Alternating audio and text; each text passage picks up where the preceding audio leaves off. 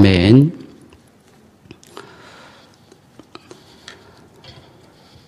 오늘은 제자도의 관점에서 본문을 살펴보려고 합니다. 몇 년 전에 기독교 TV에서 프로그램 진행자가 서울의 어떤 교회의 원로 목사님을 인터뷰하는 그런 장면을 보았습니다. 그 목사님은 서울의 S교회 원로 목사님이셨습니다. 진행자가 질문을 합니다. 목사님께서 심우하셨던 교회는 제자훈련을 통해서 성장한 대형 교회로 알고 있습니다. 이제 은퇴하셨는데 제자훈련에 대해서 소감 한마디 부탁드립니다. 라고 진행자가 질문을 드렸습니다. 목사님이 잠시 뜸을 들이더니 나지막한 소리로 이렇게 대답을 합니다. 저희 교회의 제자훈련은 실패한 사역입니다. 라고 목사님이 말씀했습니다. 진행자가 깜짝 놀라서 다급하게 묻습니다. 왜 그렇다고 생각하십니까? 원로 목사님이 이렇게 대답합니다. 저희 교회 제자훈련은 예수의 제자를 만들어낸 것이 아니라 교회의 제자, 목사의 제자를 만들어냈기 때문입니다. 예수의 제자와 교회 및 목사의 제자, 몇 년이 지났는데도 아직도 마음에 울림이 있는 얘기가 아닌가 생각이 됩니다. 오늘 본문은 꽤나 긴 본문인데 제자들이 예수님을 따름으로 시작해서 무리들이 예수님을 전파하는 데서 끝이 납니다. 여러분, 제자도란 예수님을 따름으로 시작이 됩니다. 예수를 따른다는 것은 결단이 필요한 일인 것이죠. 지금까지 내가 추구했던 행복한 삶을 이별하고 다른 형태의 행복한 삶을 선택하는 것입니다. 그 다른 형태의 행복한 삶이라는 것은 겉으로 보기에는 힘들고 고독하고 고난과 핍박이 따른 것 같지만 그 내면은 이 세상에 줄 수 없는 그런 행복과 만족과 기쁨이 있다는 것이죠.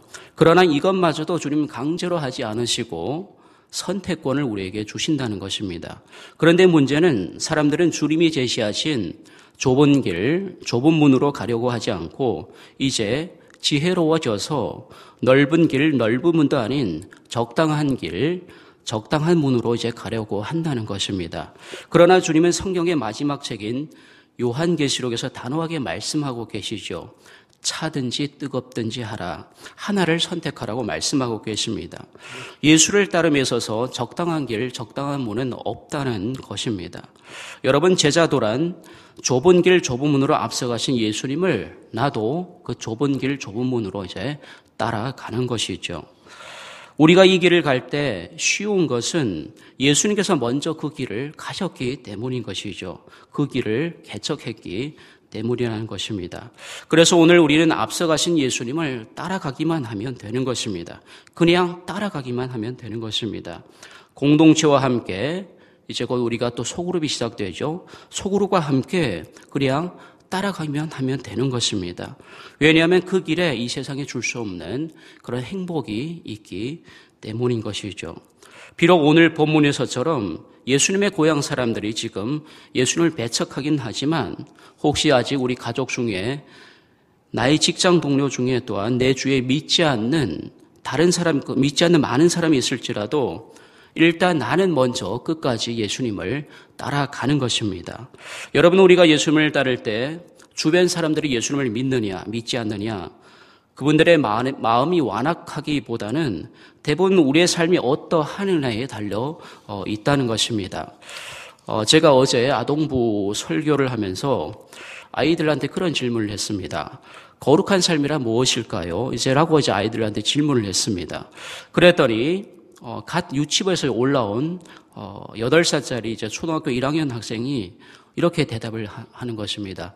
빛이 되는 삶입니다. 저는 깜짝 놀랐습니다. 설교하면서 저는 제 자신이 많이 부끄러웠습니다.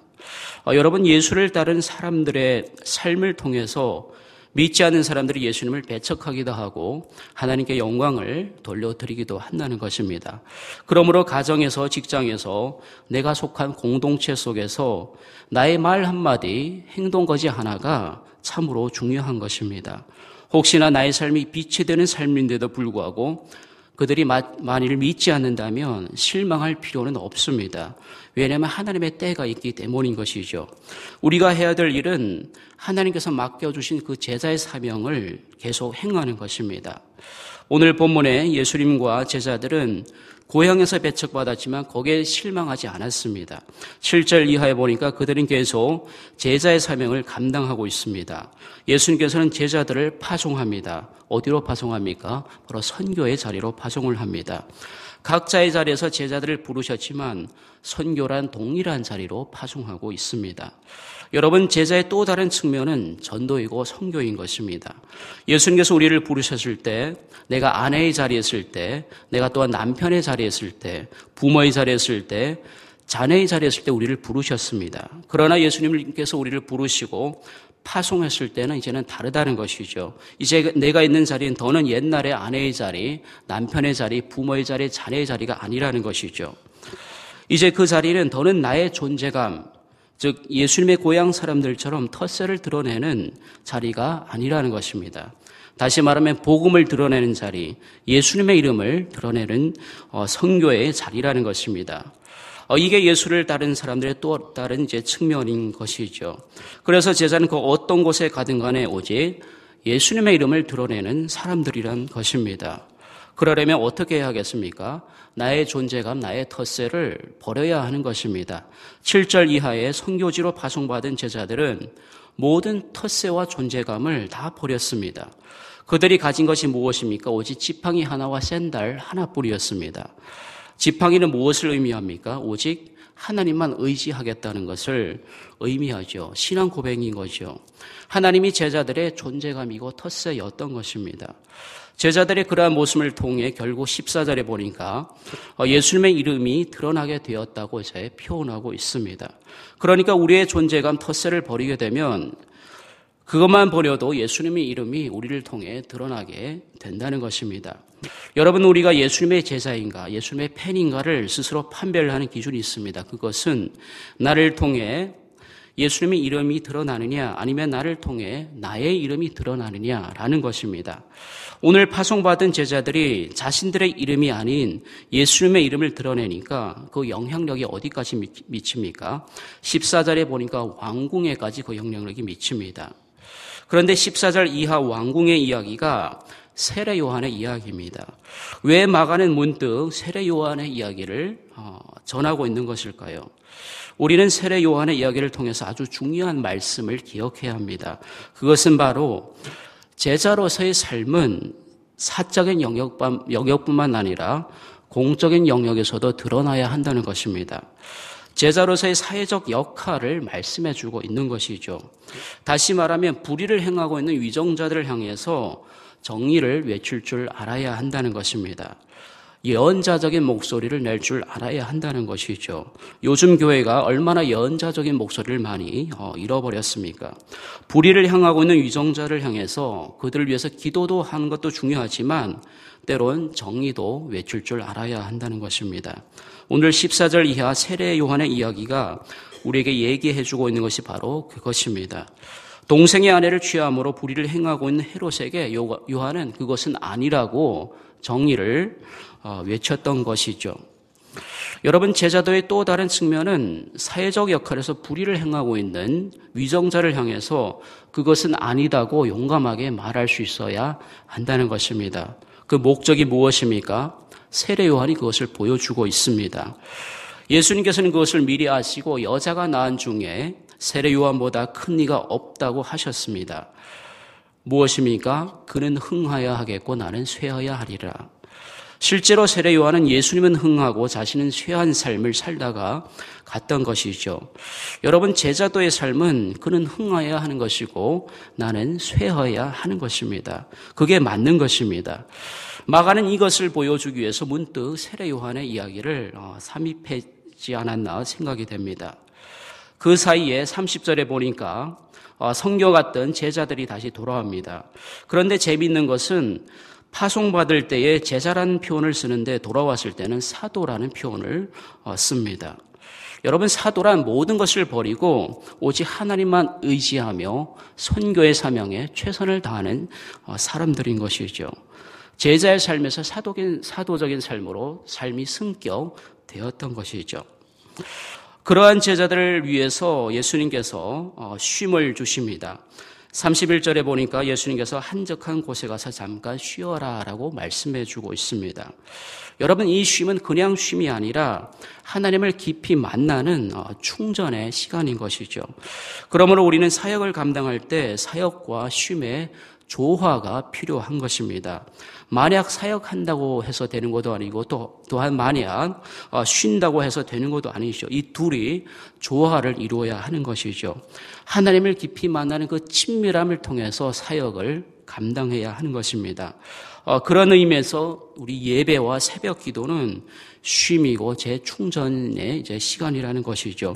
그 시간이 있어야 하나님의 일을 감당할 수 있다는 것입니다. 여러분, 오늘 본문을 보니까 본문의 진행 방향이 제자도의 정점을 향해 가고 있음을 우리가 알 수가 있습니다. 34절인데요. 한마디로 궁휼입니다. 가장 중요한 것입니다. 오늘 5,000명을 먹인 기적에서 우리가 보아야 할 것은 바로 이 궁휼입니다. 사람들은 예수님께서 5,000명 먹인 기적에 관심을 많이 갖고 있습니다. 그러나 그것은 제자도의 핵심이 아닙니다. 제자도의 핵심은 궁혈의 마음이 있느냐, 바로 그것입니다. 왜냐하면 주님께서는 궁혈의 마음을 통해서 일하시기 때문인 것이죠.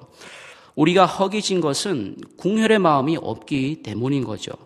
우리가 궁혈의 마음을 갖게 된다면 그것을 통해서 주님께서 일하게 되는 것입니다. 주님께서 일하게 되면요, 성도도 가정도 공동체도 결국에는 배부르게 되어 있습니다. 배부르면 어떻죠? 평화가 넘치는 것이죠. 나눔이 있는 것이죠. 이것이 5,000명을 먹이신 기적이 우리에게 보여주는 메시지라는 것입니다. 아마 예수님께서 5,000명을 먹이신 기적을 본 제자들은 흥분에 겨웠던 것 같습니다. 45절에 보니까 예수께서 즉시 제자들을 재촉하사라는 표현이 나옵니다. 무슨 뜻입니까? 제자의 삶은 마냥 기적에만 머물러 있어서는 안 된다는 것이죠. 마냥 변화산에만 있어서는 안 된다는 것입니다. 다시 현실로 돌아와야 한다는 것입니다. 현실의 자리에 돌아왔을 때 우리의 삶은 힘들기도 합니다. 제자들의 현실로 돌아갔을 때의 삶이 어땠습니까? 풍랑이 일었습니다. 그것이 오늘 우리의 현실이기도 합니다. 하지만 우리가 위로를 받고 다시 힘을 얻을 수 있는 것은 예수님께서 우리에게 안심하라 내니 두려워하지 말라고 말씀하고 계시기 때문입니다. 48절에서 예수님께서 제자들이 힘겹게 노젓는 것을 보시고 말씀하십니다. 안심하라 내니 두려워하지 말라.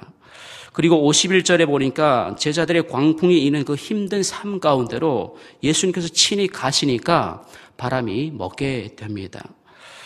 여러분, 예수님은 제자들의 문제 가운데로 가셔서 위로하십니다. 힘들게 사역하고 있는 그들을 위로하십니다. 안심하라 내니 두려워하지 말라. 우리들의 문제 가운데도 예수님께서 친히 오심으로 바람이 멎는 역사가 있기를 원합니다. 그래서 주님의 위로로 다시 힘을 얻는 우리가 되기를 원합니다. 여러분, 제자는 예수님께서 위로를 받을 때 다시 살아나는 것입니다. 다시 힘을 얻고 제자로서의 정체성을 회복할 수가 있는 것입니다. 사랑하는 성도 여러분, 오늘도 다시 한번 나의 삶을 돌아보고 나는 과연 예수님의 제자인가 아니면 예수님의 팬인가를 다시 한번 돌아보는 그런 복된 시간 되기를 간절히 원합니다. 그래서 53절에처럼 다시 한번 우리의 정체성을 회복함으로 말미암아 53절에 보니까 또 다른 제자들이 무리들이 나옵니다. 그들은 믿음으로 복음의 증인이 되는 것을 우리가 알 수가 있습니다. 오늘도 주신 말씀으로 예수님의 팬이 아닌 예수님의 제자로서 살아가는 저와 여러분 되시기를 간절히 축원드립니다.